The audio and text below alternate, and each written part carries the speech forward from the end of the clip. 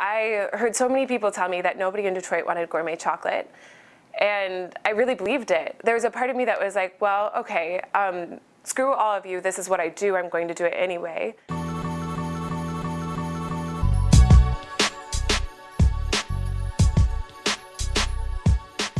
My name is Alexandra Clark. I'm 26 years old, and I'm the founding chocolatier of Bon Bon Bon. I really always wanted to be a chocolatier, and there's nothing I can ever really remember wanting to do that wasn't owning a sweets shop of some sort. I think over time it became more and more clear that what I was really passionate about, what I could really express myself in, was chocolate. They're $3 a piece, and then we build the boxes. I've spent the last 8 years traveling the world, working for and going to school for chocolate making in several different capacities, from kitchens to agricultural economics to marketing, and it's all been really, really interesting.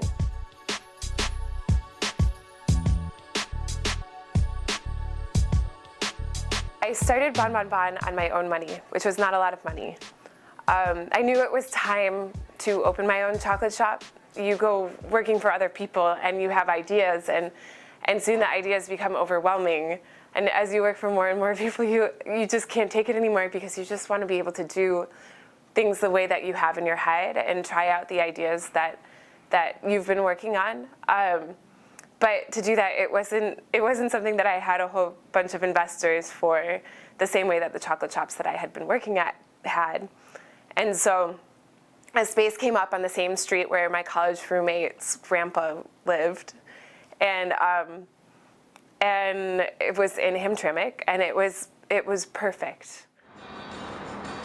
Almost a year later, we have a full-time retail location downtown, which is really exciting. I think starting it out, I didn't really know which direction it would go. I kind of knew I had created a monster, but I didn't know what part of it would take off or what people would grab onto, and I was really open to the idea that it could be whatever the people make it. And so we just listen a lot to our customers. Stick with the chocolate. You know, and the biggest thing that we were hearing from them is, can you please be open someday other than Saturday? And we would have loved to, except for we have wholesale contracts during the week, and in order to open for retail at the Hamtramck location, we give up half of our kitchen. So I couldn't figure out a way that we could do 6 days of retail on half of the production space. So we knew we really needed a retail space that was just full-time retail if we were going to give people what they wanted.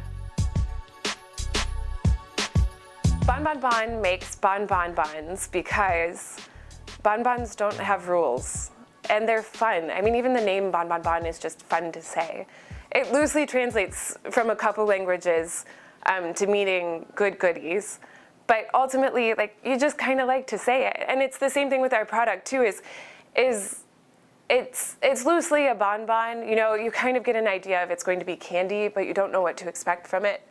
And then you see it, and it's just fun. It's all different flavors. They change out all the time, so you never really know what you're going to get.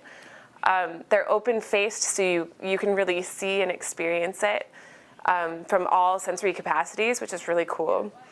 And it lets us be creative too. The amount of customization that we can do with our product, the way that we package and the way that we produce it, lets us have fun. It lets us come up with a Mother's Day collection, and 2 days later we're ready to produce it and put it out, which is really, really fun. It doesn't involve all of that extra time and effort to be doing a whole bunch of custom printing or a whole bunch of expensive nonsense, essentially, just to do something that we enjoy. Aren't you so great? In developing the packaging, the biggest concern was to make sure that the product always costed more than the packaging.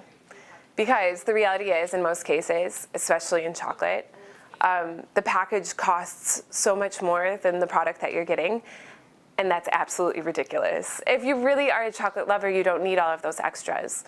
You don't need jewelry boxes and fancy bows and all of this stuff. You just want a great piece of chocolate. And so for us, it's a great design. It still looks exciting when you get it.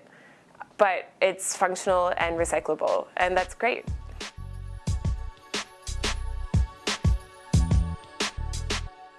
Right now, I have 3 employees, and then my mom helps me out on Saturdays. We're really happy to be in Detroit and Hamtramck. It's our community, it's where we live, it's where we work. It's fun to get to interact with our community in this way. It's like an honor to be the local chocolate shop around here. I think your community becomes so important when you're in a desperate situation, which honestly, starting a business makes you feel like you are in a desperate situation at times. But knowing who your community is, for me, it's friends and family, but also living in Hamtramck, and the town as great as Hamtramck and as diverse as Hamtramck has been just so important. It's made things work at the most desperate of times. You know, I have neighbors that come down and will bring us mac and cheese on the worst weeks ever, you know, just because they saw us in there at 10 o'clock on Thursday night. And it's a little thing, but it means everything. When you're starving and you've been working too hard all day long, and you have a neighborhood that comes down and brings you Swedish meatballs or mac and cheese, it means everything. It's really, it takes a village to make a chocolate shop.